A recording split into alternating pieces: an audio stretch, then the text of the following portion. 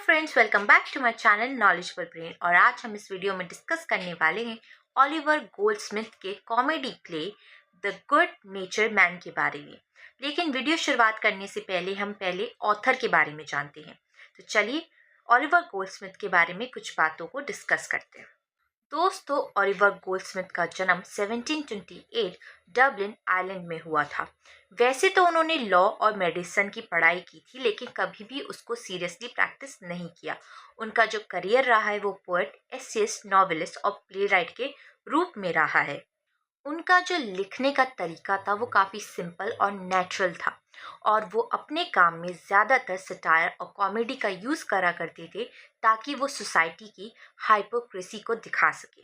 अगर उनके major work की बात करी जाए तो उनका फेमस जो प्ले था वो तो था गुड नेचर मैन, जो उन्होंने लिखा था 1768 में। इसके अलावा उन्होंने नॉवल लिखी था द विकर ऑफ वेकफील्ड, जो कि उन्होंने लिखी थी 1766 में। उसके अलावा उनकी फेमस पोएम जो कि 1764 में लिखी थी द ट्रेवलर, और 1770 में लिखी थी द डेजर्टेड विलेज, ये उनके फेमस वर्क रहे हैं। गोल्डस्मिथ को एज ऑफ जॉनसन बोला गया है।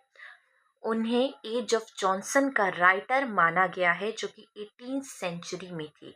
उनका काम सेंटिमेंटल कॉमेडी और रियलिस्टिक ह्यूमर का मिक्सचर था। हम गुड नेचर मैन की बात करें तो वो एक कॉमेडी प्ले था, एक सेंटिमेंटल कॉमेडी सटायर के साथ, जो पहली बार परफॉर्म हुआ था 1768 में कॉन्वेंट थिएटर इंग्लैंड में। दोस्तों, अब हम समझते हैं कि इस प्ले में है क्या।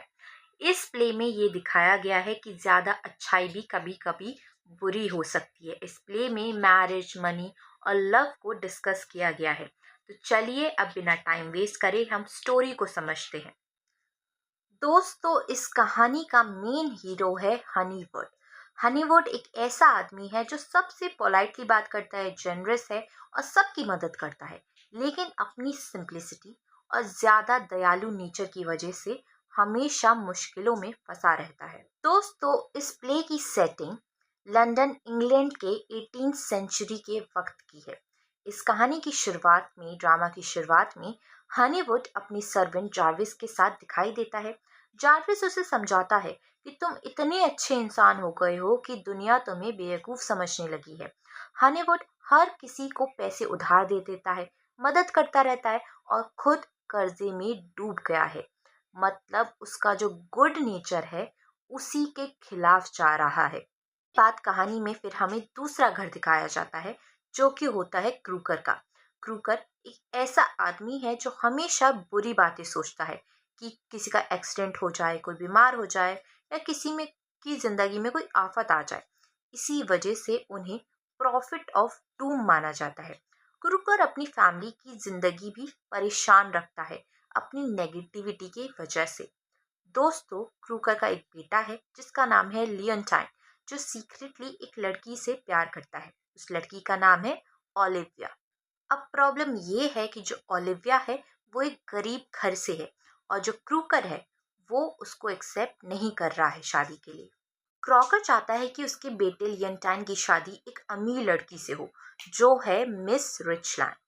दूसरी तरफ जो मिस रिचलैंड है वो हनीवुड से प्यार करती है, लेकिन प्रॉब्लम ये है कि हनीवुड इतना ज़्यादा पोलाइट है कि अपनी फीलिंग्स को कभी कन्फेस नहीं करता। अब जो मिस रिचलैंड है वो काफ़ी ज़्यादा कंफ्यूज है कि हनीवुड उससे प्यार करता भी है कि नहीं करता, क्योंकि जो हनीवुड है वो हर लड़की के साथ अच्छे से बिहेव करता है।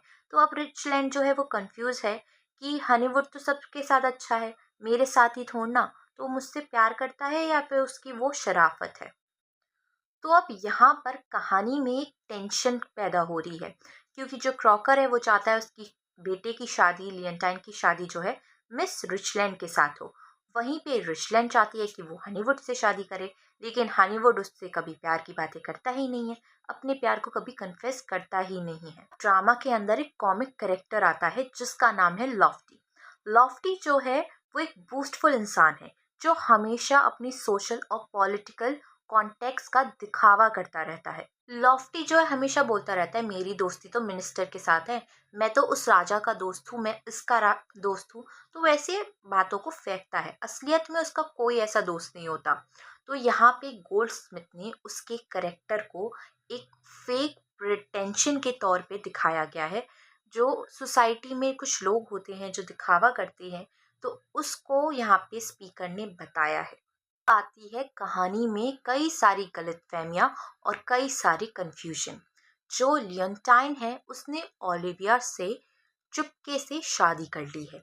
वहीं पे जो क्रॉकर है वो ये सोचता है कि हनीवुड और मिस रिचलैंड जो है वो उसके खिलाफ कुछ कॉन्स्पिरेसी रच रहे हैं, कुछ साजिश रच रहे हैं। इसके अलावा जो हनीवुड है वो फाइनेंशियली काफ़ी ज़्यादा परेशान है, क्योंकि वो हर किसी की मदद करे जा रहा है, जिसकी वजह से अब उसके पास खुद पैसे नहीं बचे। ऊपर से वो अपनी बिलव्ड, अपनी जो जिससे वो प्यार करता है मिस रिचलैंड, उससे अपनी प्यार की फीलिंग को कन्फेस नहीं कर पा रहा। तो अभी हनीवुड काफ़ी ज़्यादा फंसा हुआ है अपनी लाइफ में। दोस्तों, अब कहानी आती है क्लाइमैक्स पे। सबकी पोलें खुलने लगती है। पहले तो खुलती है लॉफ्टी की पोल। सबको पता चल जाता है उसके कोई कनेक्शन नहीं है, वो किसी को नहीं जानता, वो किसी का मिनिस्टर, किसी नेता, किसी सेलिब्रिटी का कोई दोस्त नहीं है। साथ ही जो क्रॉकर है उसे पता चलता है कि उसके बेटे लियंटाइन ने ओलिविया से शादी कर ली है, लेकिन वो अपने बेटे से इतना प्यार करता है कि उस शादी को एक्सेप्ट कर लेता है। वहीं पे हनीवुड को रियलाइज होता है कि ज़्यादा अच्छी नेचर भी बुरी हो सकती है। वो उसको खुद ही ट्रबल क्रिएट कर रही थी। उसको समझ में आता है कि गुड नेचर का होना ज़रूरी तो है, लेकिन थोड़ी विजडम के साथ। हनीवुड फाइनली मिस रिचलैंड को अपनी फीलिंग्स, अपने प्यार को कन्फेस कर देता है। दोनों शादी कर लेते हैं। सब कुछ अच्छा अच्छा हो जाता है।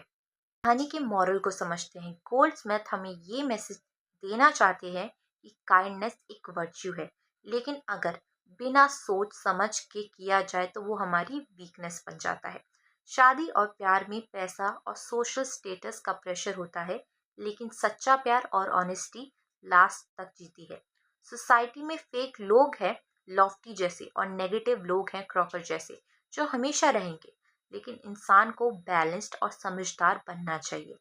आई होप आपको इस प्ले की समरी समझ में आ गई हो।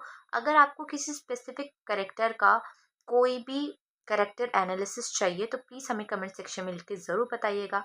आज के लिए बस इतना ही। Thank you for watching our video and don't forget to like, share and subscribe our channel.